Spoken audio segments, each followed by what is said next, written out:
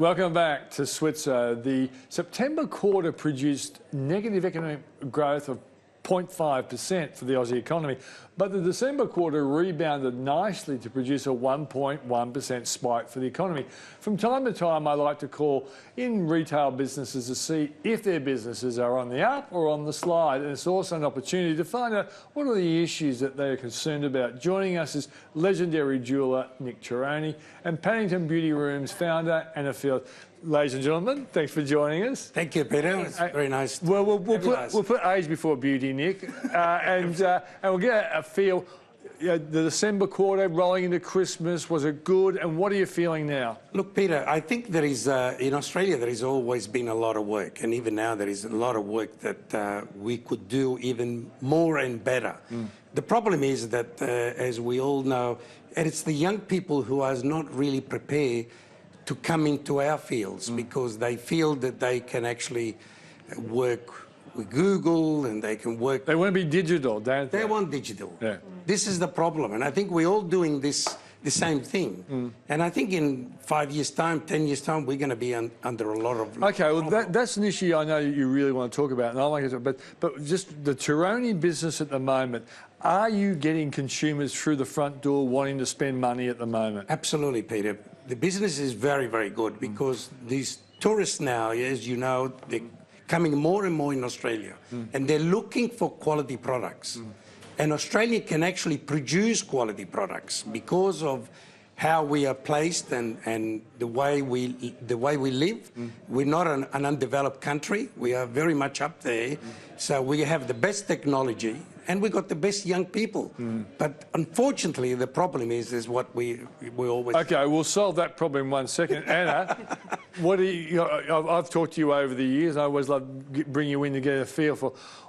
What are your customers? Are they feeling more confident, say, than a year ago? Oh, definitely, definitely. I think last year there was so much political discussion, there was so much uncertainty in the world, and I think this year everyone's just gone, okay, so the world didn't end, and we can now just move on, and we want to feel positive again. Yes. And I think it's not frivolous. But they want to feel positive again, which is great, and it's good for business. Absolutely. I mean, we're all positive. And both of you guys would have that feeling.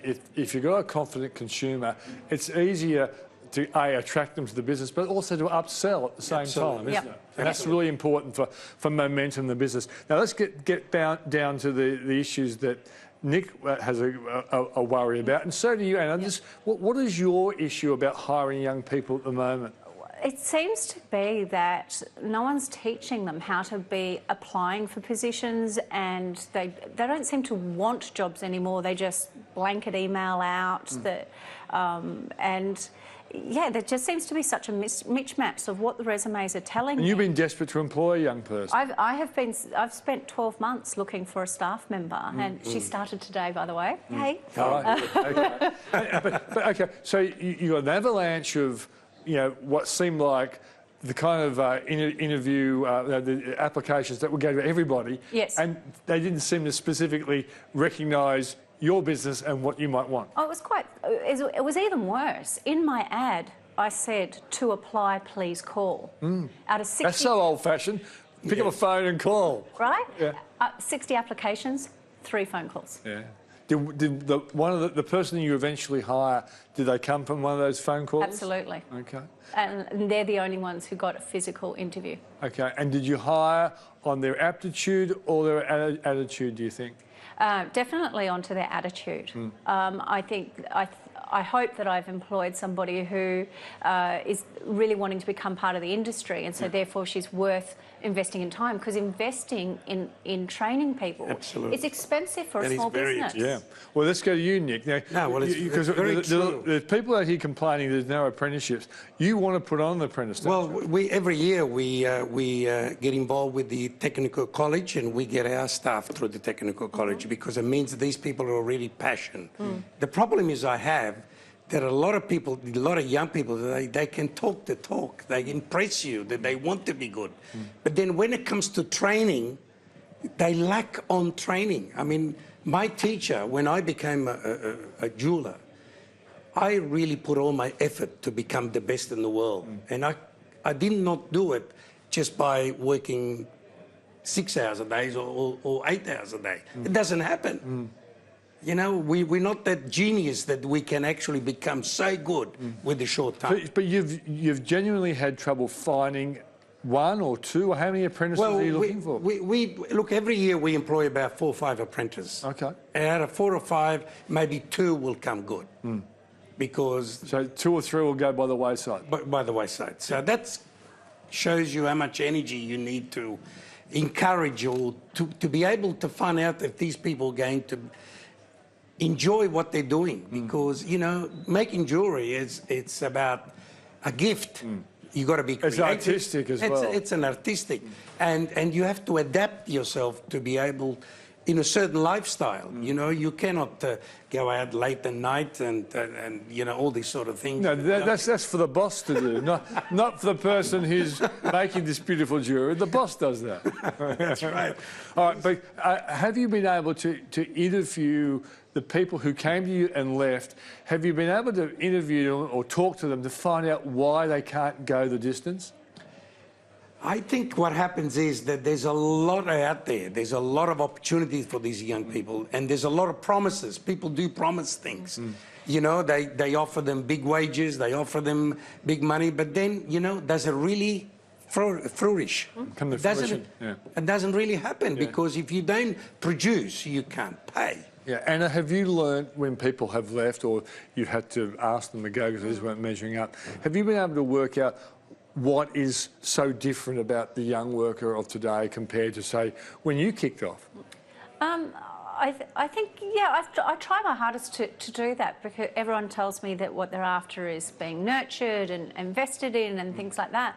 But it doesn't seem to be all they're actually after. Because you think a lot of them want to start as manager when they come in? Oh, yeah, they're quite, yes, I don't think it, I know it. Yeah. It comes out in the interview process. When I ask them what role they're looking for, they say a manager.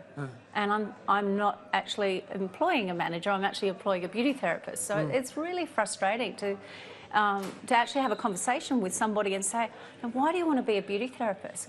Why do you love what you do? Why do you want to work with me and be passionate? And how do we help each other?